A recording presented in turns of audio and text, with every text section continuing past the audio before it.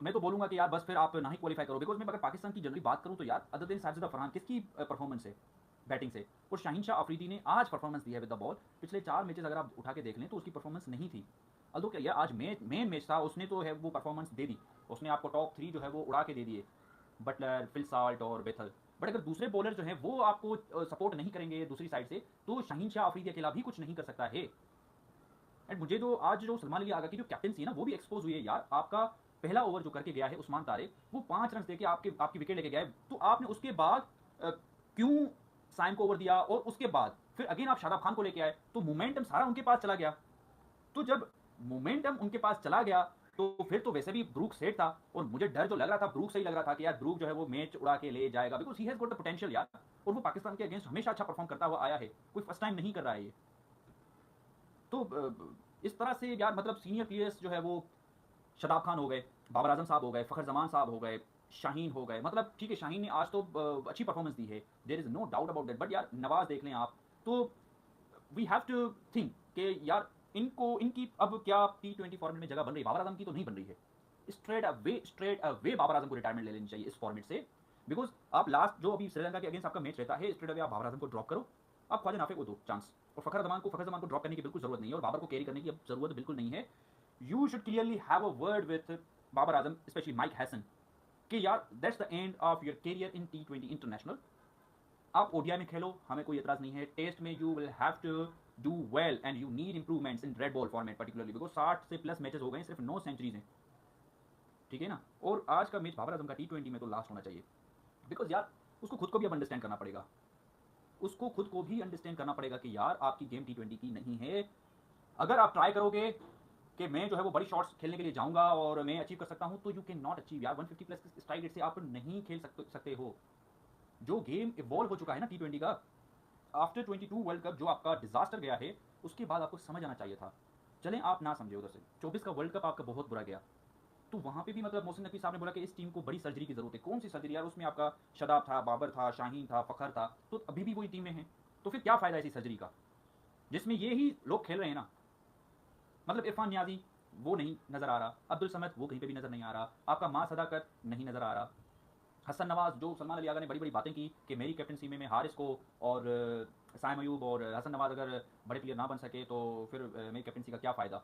तो भाई 2 प्लेयर तो आपने बाहर कर दिए, और तीसरे की भी बारी आ गई है, जो उसकी परफॉर्मेंस आ रही है ना, जस्ट बिकॉज की he is the favourite of coaches Saim Ayub, I am talking about Saim Ayub. यार उसकी परफॉर्मेंस चले मल्टा टूर्नामेंट्स में, आपका साइम अयूब साहब की जो परफॉर्मेंस है इन T20 जितने भी टूर्नामेंट्स हुए हैं, including 24 world cup, Asia cup, plus आपका ये वर्ल्ड कप जो अभी चल रहा है, 6, 17, 0, 0, 0, 21, 2, 0, 14, 24, 19, 6, 14, 7, ये आपका साइम अयूब साहब की परफॉर्मेंस है। एक भी 30 प्लस की इनिंग नहीं है साइम अयूब साहब की इन मल्टानेशनल टूर्नामेंट्स में, इनफैक्ट नमीबिया यूएई के अगेंस्ट भी नहीं है। तो मतलब यार क्या फायदा, आप 67 मैचेस खेल चुके हो, इतना कॉन्फिडेंस आपको दिया जा रहा है कोच की तरफ से, कप्तान की तरफ से, मैनेजमेंट पूरी की पूरी आपको बैक कर रही है, कोई आपको इतना क्रिटिसाइज नहीं कर रहा है, तब भी आप परफॉर्मेंस नहीं दोगे तो ऑब्वियसली आपके ऊपर सवाल उठेंगे। कोई आप स्पेशल केस नहीं हो भाई, 67 मैचेस किसी को नहीं मिले हैं यार, मैं तो इस पे हैरान हूँ। और जो अभी भी मतलब मजाक कर रहे हैं कि नहीं इसको अभी भी खेलना चाहिए, इसमें पोटेंशियल है, तो भाई पोटेंशियल है तो वो पोटेंशियल ये है आपके सामने। अब मैं क्या करूँ, मैं तो बल्ला नहीं पकड़ सकता ना, मैंने तो नहीं पकड़ा हुआ साइम अयूब का बल्ला कि वो रन ना करे। और अगर सलमान साहब की अगर हम बात करते हैं टूर्नामेंट में, तो 0, 3, 20, 17, 5, 19, 8, 12, 1, 4, 38 against Namibia and 5 run. This is Agha Salman for you. Babar की तो भाई परफॉर्मेंस बहुत बिलो एवरेज है, क्या बिलो एवरेज है। और Babar I don't think so कि बाबर को अब कैरी किया जाएगा, और करना भी नहीं चाहिए किस परफॉर्मेंस पे। बल्कि यार उसमें T20 वाली एबिलिटी है ही नहीं। जब यार देखिए एक बंदा खुद रियलाइज करता है ना, आपका कैन विलियमसन रिटायर हो चुका है इंटरनेशनल T20 से, वो अंडरस्टैंड कर गया कि भाई मेरे टीम में जगह नहीं बन रही है, because we have got the player जो कि मेरे से बेहतर खेल सकते हैं इस फॉर्मेट में। आप लीग्स खेलो, कोई मना नहीं कर रहा है, but with that you have to play in first class, because आपकी टेक्निक भी ठीक ठाक एक्सपोज हो चुकी है and you need to work on your fitness as well. I don't want to use any harsh word for any player, because Babar हो गया, ये हो गया, शाहीन हो गया, शादाब हो गया, अब इनके ऊपर हार्श वर्ड यूज करने का भी दिल नहीं कर रहा है, because it was on the card कि इनकी परफॉर्मेंस वैसी ही आनी है। आई डोंट नो कि अबरार का क्या कसूर है, I don't know Naseem Shah का क्या कसूर है। अबरार हमेशा शादाब के लिए बेंच हो जाता है, 23 के वर्ल्ड कप में भी यही हुआ, एवरीवन वाज सेइंग कि यार शादाब की परफॉर्मेंस नहीं है, आप अबरार को कैरी करो, कोई नहीं लेके गया उधर भी। सुफियान हुकीम के साथ कितना इनजस्टिस हो रहा है जस्ट बिकॉज के शादाब के पास थोड़ा सा बैटिंग का एज है, तो वो बैटिंग थोड़ी सी कर लेता है। अगर आप आधे तीतर आधे बटेर प्लेयर लेके जाओगे तो यही हाल होगा।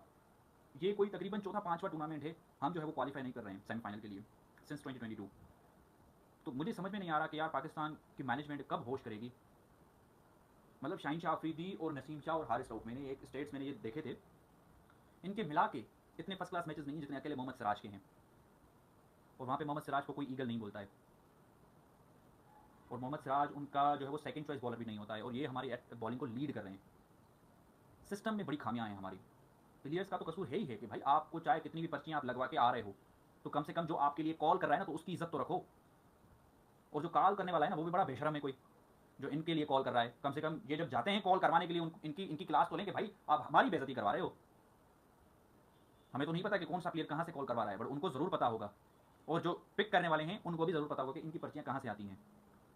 क्योंकि हमारे नसीब में तो सिर्फ यही लिखा है ना कि सिर्फ हम बैठ के ये बोलें कि फलां प्लेयर को निकालो, उस प्लेयर को निकालो। प्रोसेस के थ्रू कोई भी प्लेयर नहीं आ रहा। मतलब ये कहीं पे भी नहीं है कि यार आप जोए रूट इतना ज़बरदस्त प्लेयर है। आई वुड बी रॉन्ग, अगर मैं गलत बोल रहा हूँ तो मुझे प्लीज़ आप करेक्ट कीजिएगा।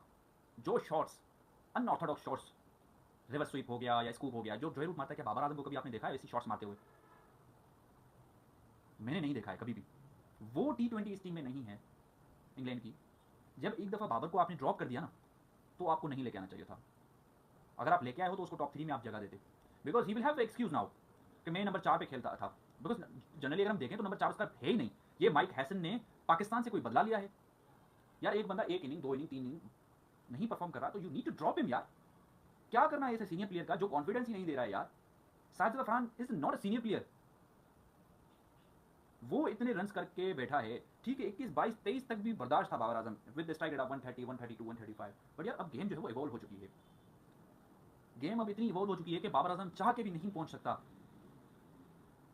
इससे क्या होता है कि यार आप जितना बाबर को कैरी करोगे, बाबर के लिए भी ये है कि ये जितना T20 खेलेगा उतना एक्सपोज होगा, और जो फैंस बचे हैं वो भी चले जाएंगे।